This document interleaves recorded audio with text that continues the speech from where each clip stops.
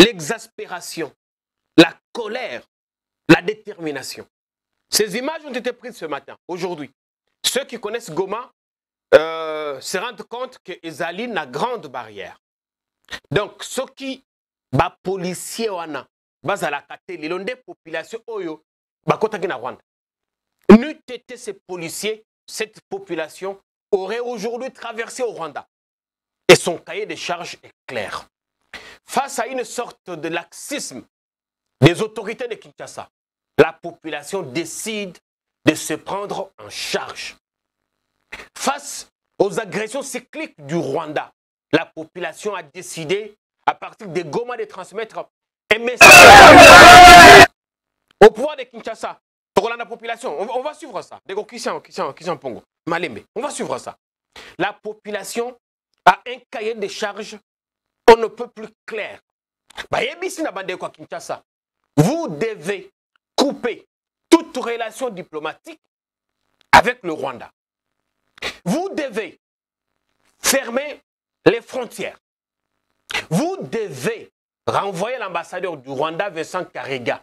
Vincent Karega, tu imagines, et il y a des gens qui ont manifesté devant sa résidence, devant l'ambassade du Rwanda hier. Vous allez regarder les images.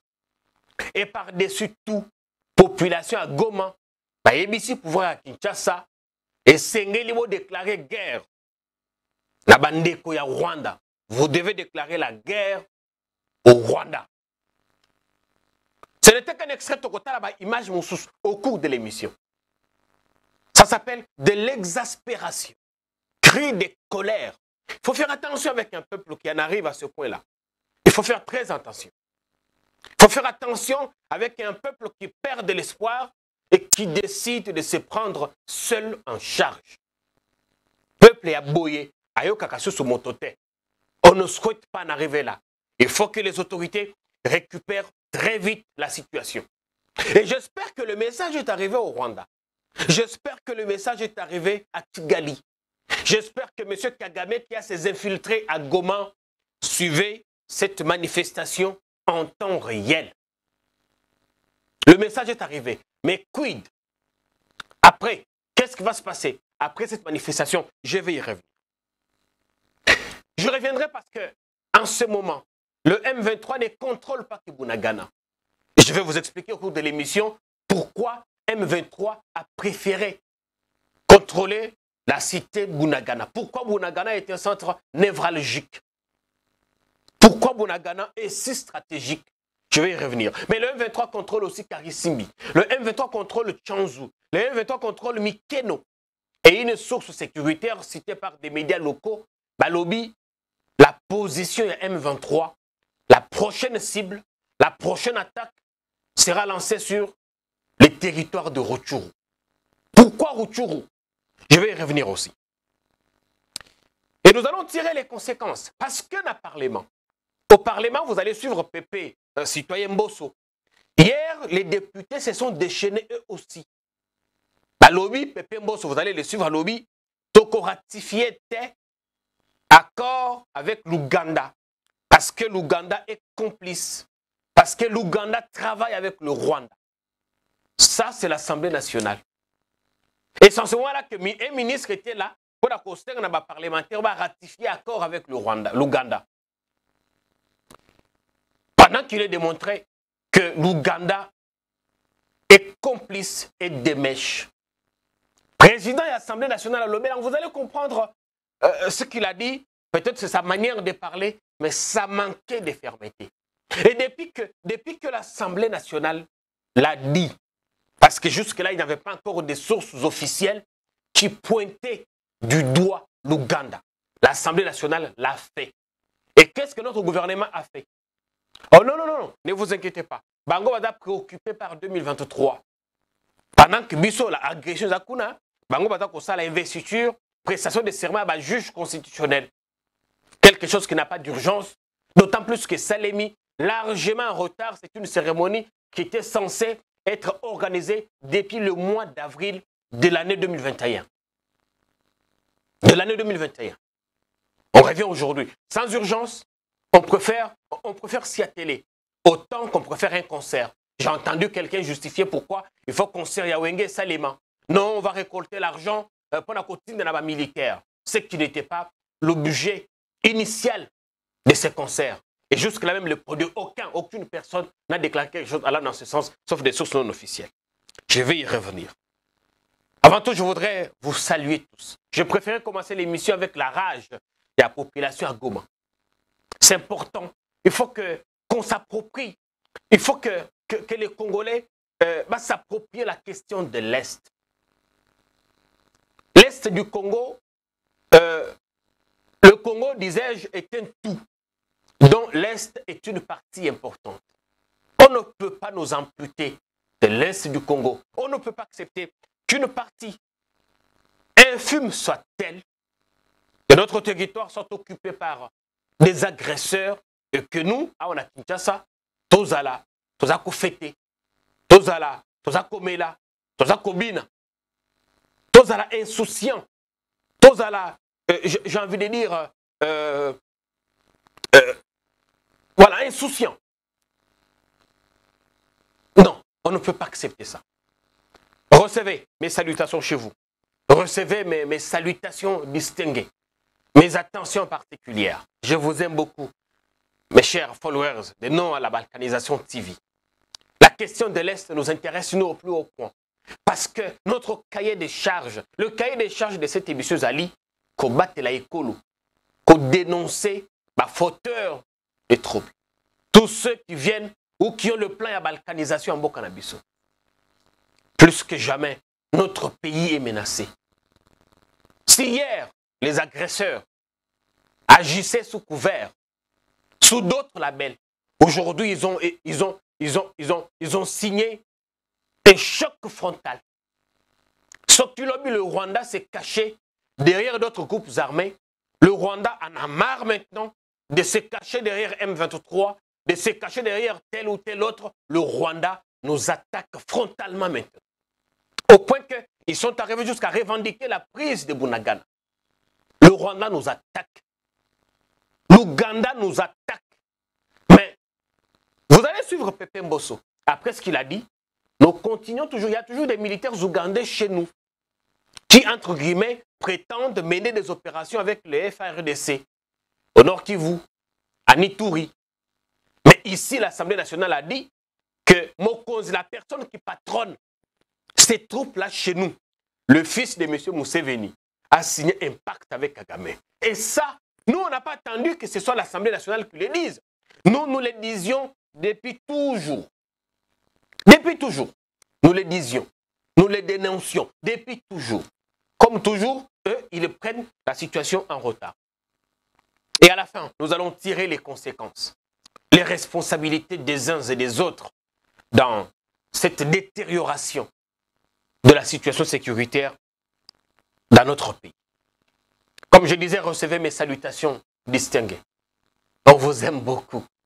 Merci à ceux qui vont s'abonner après cette vidéo. Merci à ceux qui sont déjà là. Et si vous êtes abonné et que vous n'avez pas activé la cloche de notification, je vous en supplie, faites-le. C'est notre pays. Même si vous n'êtes pas congolais, c'est l'Afrique. Personne ne peut accepter aujourd'hui qu'une partie de son pays soit occupée par des forces obscures ou par un pays voisin. Personne. Nous avons l'obligation, congolais ou pas, de défendre parce que ce qui nous arrive peut arriver à n'importe qui. Nous avons tous été vent debout, même si en partie j'étais d'accord avec la manière de voir de Poutine, mais tant que, je l'ai dit et soutenu sur ce plateau, quelqu'un a failli me faire comprendre le contraire, me dérouter de ma réflexion, ça qui est non.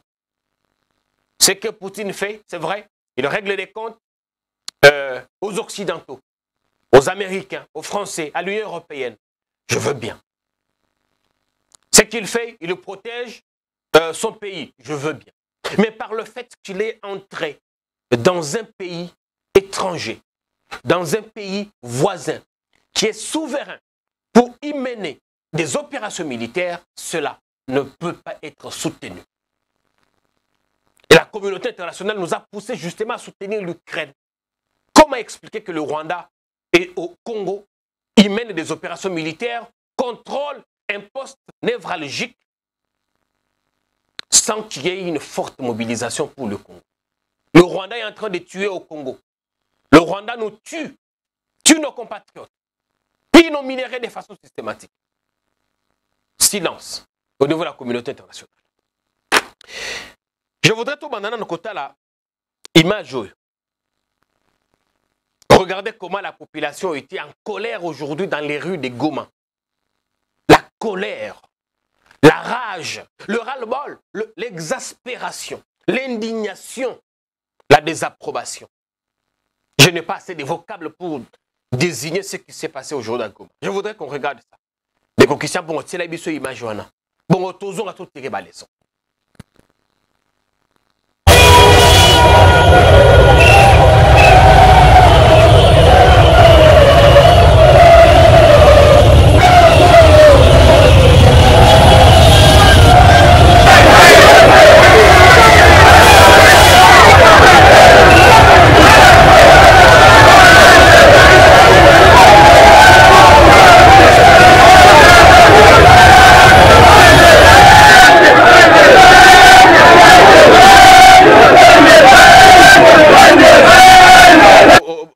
Sur notre photo, vous allez voir les gens avec des bandeaux rouges, Namitou. Balobi, Léo, Njo, Léo. Lélo, Eza, Lélo. Qu'on en finisse une fois pour toutes. Qu'on en finisse. Qu'on en finisse. Parce que trop, c'est trop. Monsieur Paul Kagame a continué à se croire comme étant le roi télé de la région des Grands Lacs. Avec un tout petit pays concentré. Il a pensé qu'il pouvait à tout moment provoquer, attaquer le Congo et rester impuni. Même si nos autorités, jusque-là, se montrent laxistes sur cette question. Même si, à mes yeux, toi, Kozwa, et Zakozala, jusque-là, pas très, très efficace, au moins aujourd'hui, la population a montré la voie. La population a fait passer un message. Ces images vont faire le tour du monde. Ces photos, ces vidéos feront le tour du monde. Tout le monde va le regarder. L'indignation. Mais il ne faut pas qu'on s'arrête à pleurnicher. Il ne faudrait pas qu'on s'arrête à pleurnicher. Après cette manifestation, c'est vrai le message est passé. Est-ce pour autant que Kagame a compris? Kagame comprendra-t-il le message lancé par une population sans armes, lui qui a tout eu du Congo? On a pris tous les minéraux, un député va en parler. Tous les minéraux, il y a Nord, Sud Kivu et Maniema. La Sakima, gérée maintenant par une société rwandaise. Le Rwanda prend les minéraux chez nous, les transforme chez lui. Et les exporte, gagne de l'argent. Le Congo a fait ça. Et vous allez, les images que vous allez regarder vont peut-être vous choquer. Notre Parlement n'était pas au courant de cette situation. Genre, il y a des accords que le gouvernement a signés. Oh, le Parlement a mis contenu dans notre. Le Parlement ne connaît pas les contenus de certains accords et quand les députés en parlent, ils en parlent comme vous et moi. Comme vous et moi. Comme un monsieur de la rue. La gestion catastrophique. La gestion catastrophique. En diplomatie, il y a deux concepts. Si vous ne voulez pas une diplomatie de paix, de développement, appliquons la diplomatie belliqueuse, la guerre. Apparemment, c'est le seul langage que M. Kagame veut écouter. Parce qu'on lui a tout donné. Tout. Tout. Il a nos minéraux, il a ses sociétés qui opéraient chez nous, qui gagnaient de l'argent. La société rwandaise a toujours son quartier général à Goma. Rwandair faisait des trafics Kinshasa, Goma, Lubumbashi. Pourtant, pour un marché intérieur, confiée à une société étrangère, ce qui n'a jamais existé. Il y a eu des mutualisations des forces de renseignement.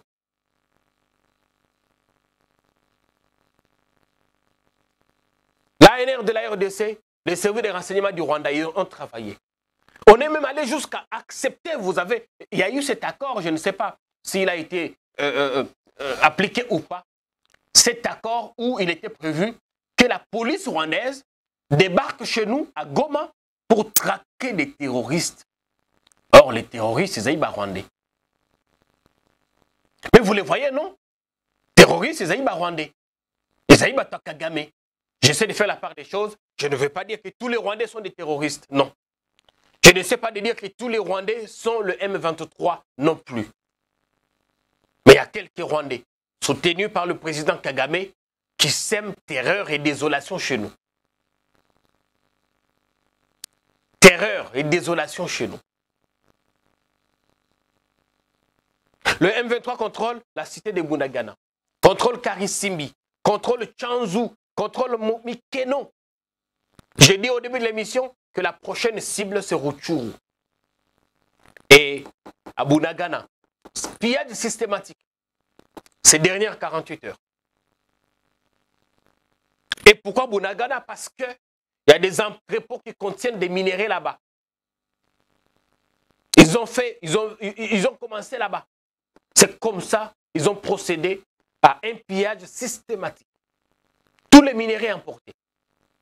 Ils vont en exploiter d'autres. Ils vont en exploiter d'autres. Ils vont profiter des entrées des gens qui viennent. C'est un poste frontalier. Bientôt, les activités vont redémarrer là-bas. L'OBI va permettre à la population qui avait traversé en Ouganda, Bakota, population Ekoti, Bazukel qui vivre, Bazongi Lissous. Voyez-vous? Dans votre propre pays. Chez nous. Avec tout ça, je posais la question. Comment expliquer que autant de jours après la prise de Bunagana, que le président Tshisekedi n'ait pas pris la parole? Comment expliquer? Qu'est-ce qu'il attend pour parler? Il veut parler en retard? Comment expliquer que 48 heures après, 72 heures après, il n'a toujours pas pris la parole pour s'adresser aux Congolais, pour s'adresser à la nation? Ces gens qui manifestent à gauche, à droite, les font parce qu'ils n'ont pas d'assurance. Aucune assurance. Moto a rassuré Bango Azali te. Mais finalement, à quel sein nous l'étions? Il faudrait que le président parle. Qu'il nous dise à quel point nous en sommes dans nos relations avec le Rwanda. Qu'il nous dise pourquoi, après toutes ces preuves que le Rwanda nous agresse, il continue à garder M. Karega chez nous. C'est la biso image qui s'en prend. C'est la biso image à Karega. Lobby, la population a manifesté devant l'ambassade du Rwanda. La population demande à ce que M. Vincent Karega soit renvoyé chez lui, dans son pays. Des jeunes gens ont manifesté hier devant l'ambassade du Rwanda. Ils étaient nombreux. Le gouvernement congolais attend quoi pour lancer des signaux forts de notre désapprobation? Le gouvernement congolais attend quoi pour fermer les frontières? Parce qu'en fermant les frontières, le Congo, le Rwanda vit du Congo. C'est eux qui viennent prendre nos mines. C'est eux qui viennent prendre nos patates, nos pommes de terre, nos fromages que nous produisons sur nos terres bénies de Goma. Et de toute façon, nous ne serons pas perdants. Il faut fermer les frontières. C'est la mission image comment la population a demandé Karega Kende. C'est la mission image, on a bon toujours ainsi.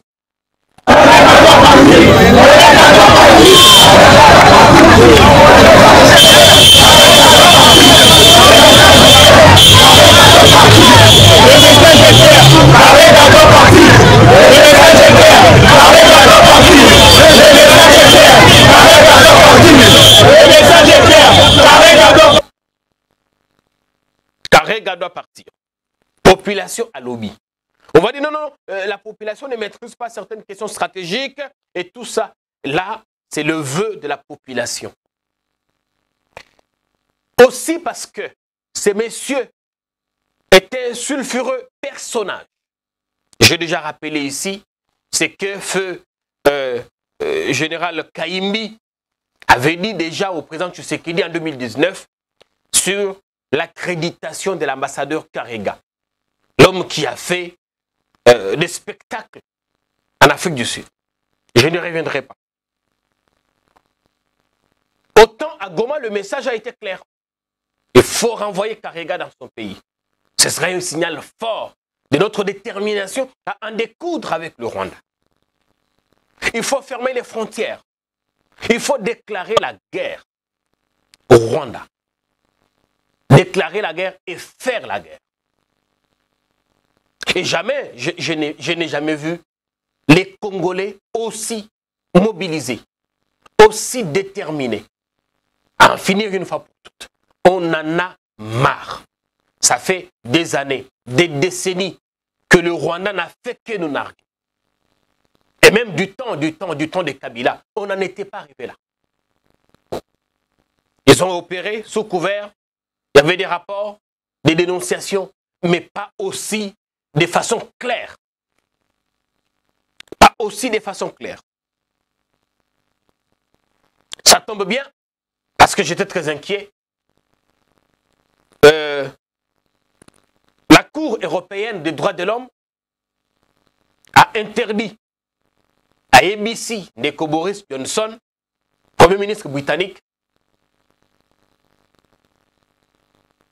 va annuler le premier vol où il fallait même des migrants au Rwanda.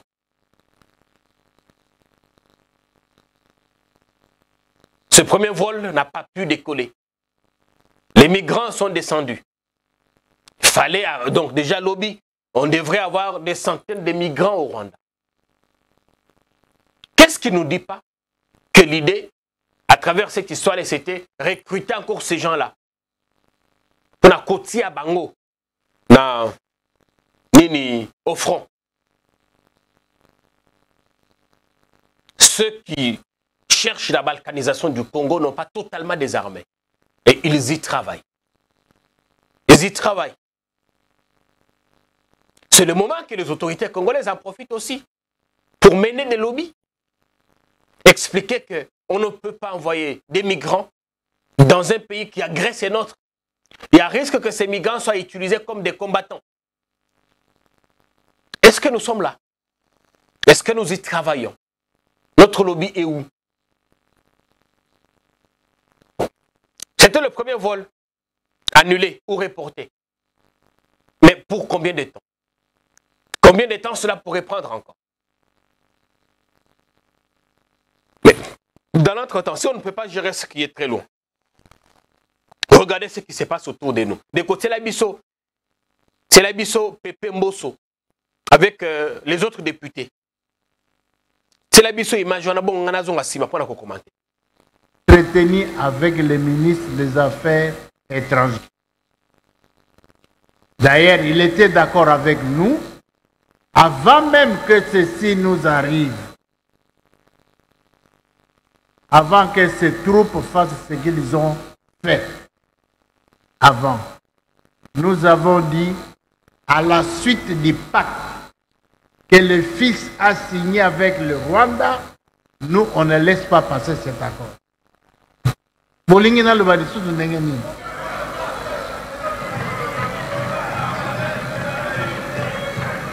l'avons bloqué et nous disons de même aujourd'hui. Donc il nous a montré qu'il avait signé son pacte. Il vient de nous trahir. Nous avons dit nous, on ne l'accepte pas. Alors vous voulez qu'on dise encore quoi? Parti. Voilà. Pepe Mbosso, qui ça va image à député? Je voudrais commenter ça une fois pour toutes. C'est la mission de Kosafu qui a dit des choses également sur l'Ouganda. c'est la mission, image, on a continué à commenter les tout une fois pour toutes. Kagame est devenu le président rwandais, pour ne pas citer son nom, il est devenu très gourmand. Parce que ce pays lui a presque tout donné. En 2019, fin 2019, retenez président, fin 2019, notre armée a mené des opérations conjointes avec le RDF pour traquer un commandant des FDLR au Nord Kivu. Il a été tué avec 5 personnes de son équipe. Nous avons signé des accords. Un collègue député a demandé au ministre des Mines de venir nous expliquer le contenu de cet accord. Dangereux. On a accordé à une société rwandaise les mines de la Sakima. La Sakima, c'est tout le Kivu. C'est de Maniema, Sud Kivu et Nord Kivu. Commençons par nous retirer de cet accord.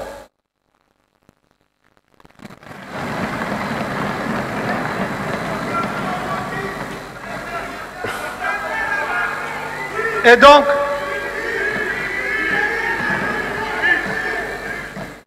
honorable président, parce que nous parlons des sanctions économiques, nous avons signé de bonne foi, parce que nous voulons la paix. Nous avons signé des accords avec les pays voisins. Qu'en serait-il de ces accords? Nous avons signé des accords avec le Rwanda sur la Sakima.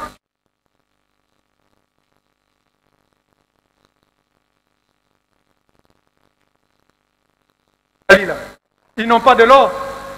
C'est pour traiter nos minéraux. Nous l'avons fait de bonne foi pour la paix. S'ils ne sont pas de bonne foi, alors une usine de raffinerie coûte 5 millions, honorable président. 5 millions de dollars. Je ne vais pas vous dire combien d'argent nous gaspillons ici dans les tralala. 5 millions. Et nous allons ici crier tous les jours, on nous fait la guerre, alors que nous alimentons nous-mêmes les gens qui nous fassent la guerre. Les amis, je vous interpelle. Nous pointons les doigts les Rwanda chaque jour. Mais nous ne grattons pas l'Ouganda. C'est aussi notre ennemi qui se cache. C'est aussi notre ennemi. Un ennemi dangereux qui refuse de se manifester.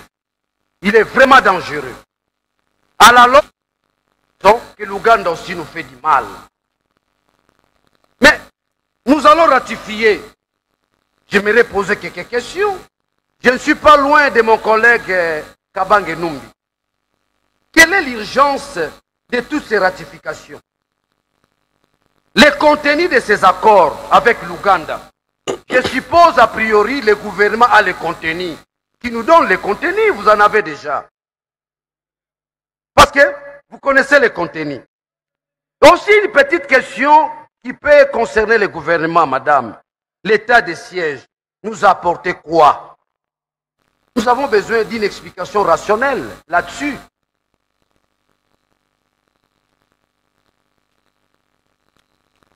Voilà, ça c'était des députés. Et la dernière information que je vous donne, c'est que des militaires des forces d'opération de guerre du Rwanda se trouvent maintenant dans les montagnes près de la frontière avec la RDC. Le Rwanda a largué ses forces spéciales dans des montagnes près de la frontière avec nous. Ça signifie que le Rwanda veut faire la guerre. Le Rwanda se prépare pour la guerre. Et chez eux, quand on a largué des militaires comme ça, on n'a pas vu les motards les escorter. Les opérations militaires doivent être discrètes. Pas comme ça, c'est fait chez nous. Mais je reviens à ce que Pépé Mbosso a dit. Non, on ne peut pas ratifier l'accord avec l'Ouganda parce que le fils de Museveni, il a un pacte avec le Rwanda et tout ça. Est-ce que notre Parlement a déjà demandé des comptes au ministre sectoriel, au Premier ministre sur la nature des accords signés avec le Rwanda? Est-ce que notre Parlement est au courant de tous ces accords? Vous avez entendu quand les députés en parlent. Ils n'ont pas d'infos eux aussi. Ils n'ont pas d'infos. On sait que, et c'est depuis longtemps, que l'Ouganda est avec le Rwanda. On le sait. Nos services de renseignement sont supposés le savoir. Je crois que vous ne quand m'aviez on ferme Rwandair, vous savez ce qu'on a fait? On ferme Rwandair, on ouvre Ougandair. C'est-à-dire, on donne de l'argent à ces gens pour qu'ils nous combattent. Ils se servent de notre matière première, ils viennent envahir notre économie, ils ont de l'argent et nous combattent. Bokangi Rwandair, Bofongoli, Bopesi licence, na Ougandair. Qu'est-ce que vous avez fait? Pendant que M. Mbosso dénonce Makambo Yalobi, est-ce que Boyebi, jusqu'à ce moment, il y a des militaires ougandais qui sont chez nous, sur notre territoire, venus sur invitation du président Tshisekedi, et qui prétendent combattre les ADF? Je vais vous lire la réponse étonnante du fils de Museveni qui est incriminé. À Lobi, j'entends quelqu'un au Parlement de la RDC dire que Muhozi, il s'appelle Muhozi Kainerugaba, voilà, Muhozi. Il dit, j'entends, il a fait, il tweet, vous pouvez aller sur son compte Twitter. Il dit, j'entends quelqu'un au Parlement de la RDC dire que Muhozi est un ennemi du Congo. Moi, donc, un ennemi de la RDC est celui qui sauve les gens du Nord Kivu et de l'Ituri d'être massacrés par les ADF dans le triangle de la mort. Ces messieurs se présentent comme étant le sauveur. Genre, si lui n'est pas là, on va massacrer nos populations. Et il tient ce discours depuis longtemps. Il a toujours gagné des guerres, même si contre les ADF, je ne vois pas ce qu'il a fait jusque-là. C'est un discours triomphaliste. Il vous dit, ben, écoutez les gars, moi je suis là, je protège vos populations. Vous ne pouvez pas dire que je suis votre ennemi. Il nous nargue en fait. Est-ce que nos services ont eu le temps d'analyser de très près le propos de ces messieurs? Ça, c'est du moins ce qu'il écrit publiquement. Mais qu'est-ce qu'il a fait? Qu'est-ce qu'il pense? Comment d'abord, ce monsieur est toujours là chez nous. Il est au Congo. Le fils de Museveni, commandant de l'armée terrestre de l'Ouganda. Il nous a nargué plusieurs fois. C'est lui qui a dit dans un tweet que lui n'a jamais perdu de guerre et quiconque oserait s'attaquer à son oncle c'est Kagame. Quiconque oserait s'attaquer à son oncle, il l'aura sur son chemin. Et vous avez vu comment Kenaki Kigali copait sa vache à M. Kagame. Tout ça, les autorités de la RDC ne le voient pas. Le Parlement vous dit que ce monsieur a impact avec le Rwanda. On ne cherche même pas à changer parce qu'il est le commandant des opérations. On peut les récuser. On peut dire, non, monsieur de l'Ouganda, nous voulons continuer à travailler avec vous, mais pas avec le général Muhozi. On peut les récuser et qu'on nous donne quelqu'un d'autre. Mais la nécessité aujourd'hui de continuer d'avoir des troupes étrangères sur notre sol, et où? Est-ce nécessaire d'avoir l'armée ougandaise chez nous? Depuis qu'ils sont venus, qu'est-ce qu'on a fait des FDLR? Si ce n'est que le repousser de leurs frontières. Ils ont repoussé les FDLR de leurs frontières. Mais ne les ont pas autant, pour autant anéantis.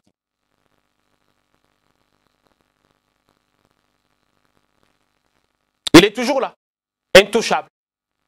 Il s'est même amusé. Il dit, je viendrai en RDC voir mon grand frère Tshisekedi. Je vais vous lire ce qu'il a dit. Il a enchaîné des tweets ce matin. Quelque part, il dit il écrit en anglais, donc il faut traduire. Allez, il est où? Je vais retrouver ça. Général Muhozi, il dit, malgré les guerres inutiles de certaines personnes mal avisées en RDC, nous ne serons pas éloignés de la position selon laquelle la RDC fait maintenant partie de la communauté de l'Afrique de l'Est et nous les protégerons comme tout autre pays de notre communauté.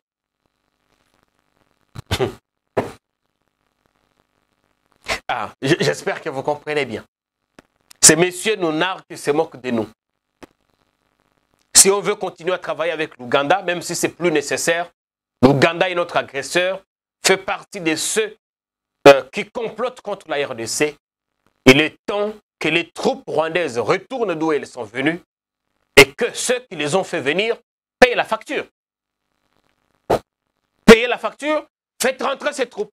Parce qu'au lieu d'être une solution, elles sont devenues un autre problème auquel il faut trouver des solutions.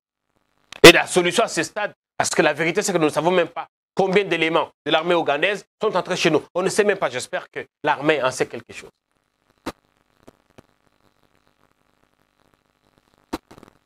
Moi, je ne sais pas, mais j'ai l'impression que nous ne traitons pas cette question avec beaucoup de sérieux.